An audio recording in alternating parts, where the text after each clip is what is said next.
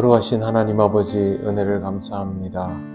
귀한 주일을 우리에게 주셨사오니 오늘도 기도하며 이 하루를 시작하기 원합니다. 성령님 우리에게 말씀하여 주시고 깨닫게 하셔서 온전한 기도의 자리로 나가게 하옵소서. 예수님 이름으로 기도드립니다. 아멘. 찬송가 193장 하나님께 찬양드립니다.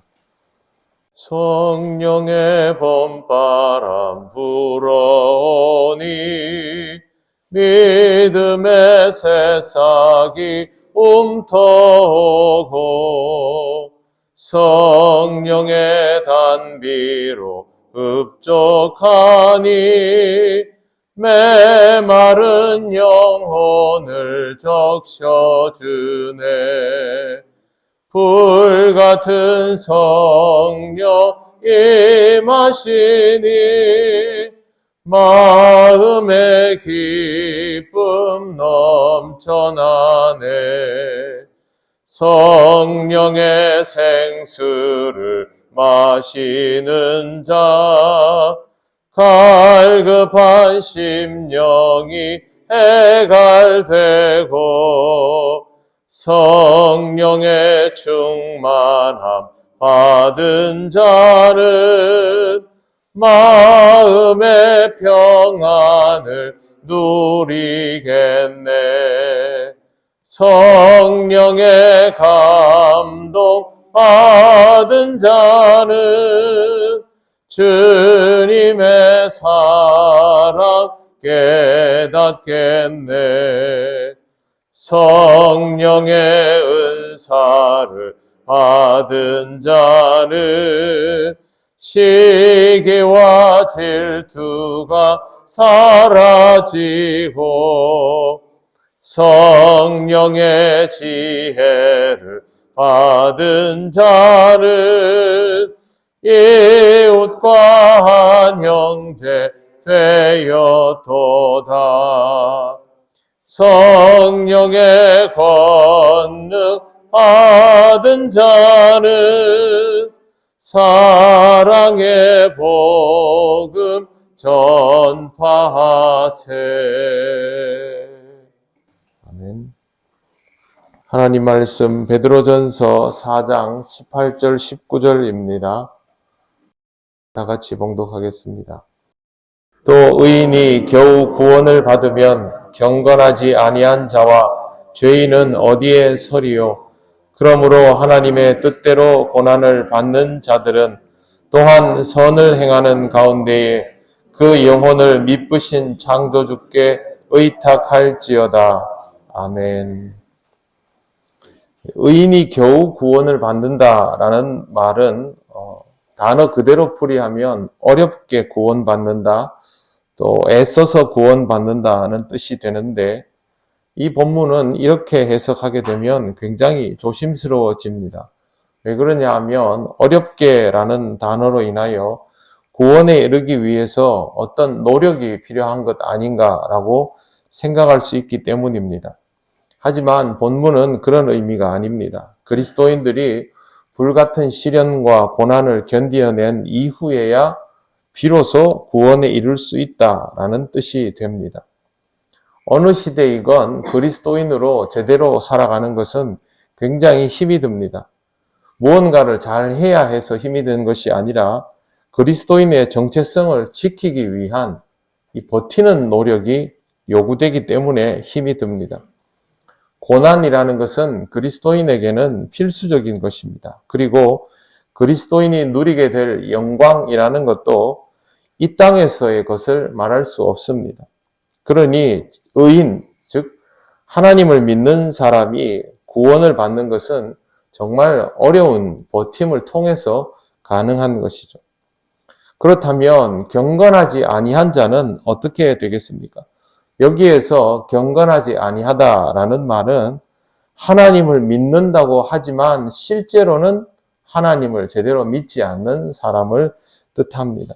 겉보기에는 그리스도인인데 실제로는 그리스도인이 제대로 아닌 사람입니다. 의인도 겨우 고비를 넘긴다면 경건하지 않은 자는 이 고비를 넘기지 못합니다. 결국 하나님을 떠나고 하나님을 배신하게 되는 것이죠. 이렇게 된다면 이 사람은 하나님의 집에서 심판 상황에 설 땅이 없게 되는 것이죠. 죄인은 두말할 것도 없습니다. 여기에서의 죄인은 아예 하나님을 믿지 않는 사람들입니다. 그들은 하나님의 심판에서 이미 징벌이 정해져 있습니다. 세상은 결국 하나님 나라를 향하여 가게 되어 있습니다. 그리고 그곳에서 하나님을 믿고 견디어낸 사람들을 제외한 누구도 설 자리가 없는 것이죠. 교회를 어떻게 다녀야 될까? 신앙생활을 어느 정도까지 해야 될까?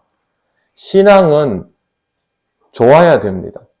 신앙이 별로 안 좋으면 어려운 상황을 못 견딥니다. 어떻게든 신앙이 좋도록 유지를 해두어야 어려운 상황이 되고 또 시험에 들고 낙심을 당할 때에도 복원력이 있는 것이죠. 그러니까 우리가 예상하는 것보다 더 신앙이 좋아야만 이러한 것들을 감당해 나가며 하나님께서 우리에게 하실 그 심판에 대한 가장 기본적인 대비를 할 수 있는 것이고 성경에 나오는 겨우 구원을 받으며 라는 이 조건에 부합되는 것입니다. 사실 제가 오늘 굳이 여러분에게 말씀드리지 않아도 우리는 이 내용을 전부 압니다. 모르는 사람은 없지요. 그러나 애써 지금 당장 일어날 일이 아니다라고 하면서 외면하고 있을 뿐입니다. 다른 것은 기억지 못하더라도 한 가지는 분명히 기억을 하셔야 합니다. 신앙은 내가 스스로 생각하는 것보다 더 좋아야 한다. 그래야만 이러한 것들을 감당할 수 있는 최소한의 준비가 되어 있는 사람으로 살아갈 수 있다라는 것을 염두에 두시기를 바랍니다.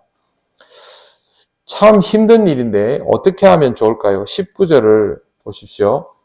이 19절을 우리가 천천히 한번 같이 읽어보겠습니다. 시작. 그러므로 하나님의 뜻대로 고난을 받는 자들은 또한 선을 행하는 가운데에 그 영혼을 미쁘신 창조주께 의탁할지어다. 아멘.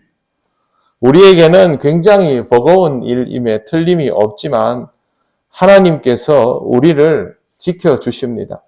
하나님의 뜻대로 고난을 받는 사람은 버텨내는 것만 할 수 있다면 나머지는 하나님께서 책임을 지신다라는 것을 베드로가 분명히 밝히고 있습니다.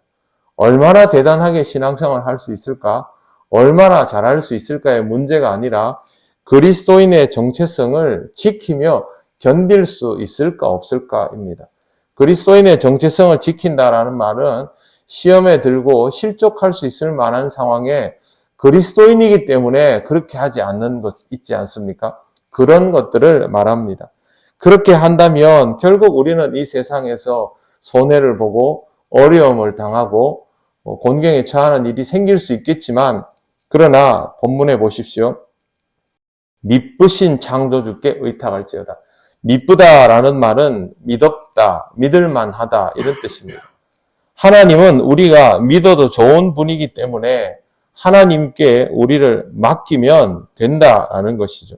고난을 받는 자들은 또한 선을 행하는 가운데 그 영혼을 미쁘신 창조주께 의탁할지어다라고 분명히 말하고 있습니다. 우리는 어려운 과정을 살아갈 수밖에 없는 사람들이지만 하나님께 우리의 삶을 맡기고 하나님께 그것을 바라며 기도하고 그렇게 나아가는 수밖에 없습니다. 하나님 아버지, 이 과정이 우리에게 어렵지만 힘들지만 이 길의 끝에 하나님께서 기다리심을 믿고 우리는 우리의 길을 가겠습니다.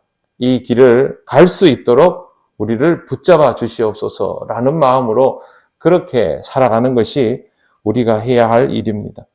여러분, 그리스도인으로서의 마음을 잘 지켜 나가시기 바랍니다.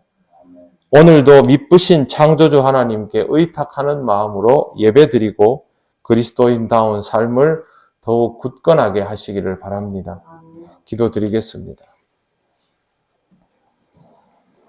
하나님 감사합니다. 우리가 할 수 있는 일은 견디는 것밖에 없지만 미쁘신 하나님께서 그렇게 하는 우리를 지키시고 인도하여 주심을 믿기에 오늘도 하나님을 의지하며 이 하루를 시작하고 예배를 드리며 하나님의 은혜를 구합니다. 하나님의 은혜로 살아가게 하시고 그 은혜로 기쁨 누리게 하시며 우리가 어렵고 힘든 순간을 감당하게 될 때에 하나님 주신 은혜를 힘입어 이겨나가게 하옵소서. 우리 통영교회 모든 성도가 한 사람도 낙오함 없이 기쁨으로 하나님 나라에 이룰 수 있음을 기대하고 또 바라며 예수님 이름으로 기도드립니다. 아멘. 하늘에 계신 우리 아버지, 아버지의 이름을 거룩하게 하시며 아버지의 나라가 오게 하시며 아버지의 뜻이 하늘에서와 같이 땅에서도 이루어지게 하소서. 오늘 우리에게 일용할 양식을 주시고 우리가 우리에게 잘못한 사람을 용서하여 준 것 같이 우리 죄를 용서하여 주시고 우리를 시험에 빠지지 않게 하시고 악에서 구하소서. 나라와 권능과 영광이 영원히 아버지의 것입니다. 아멘.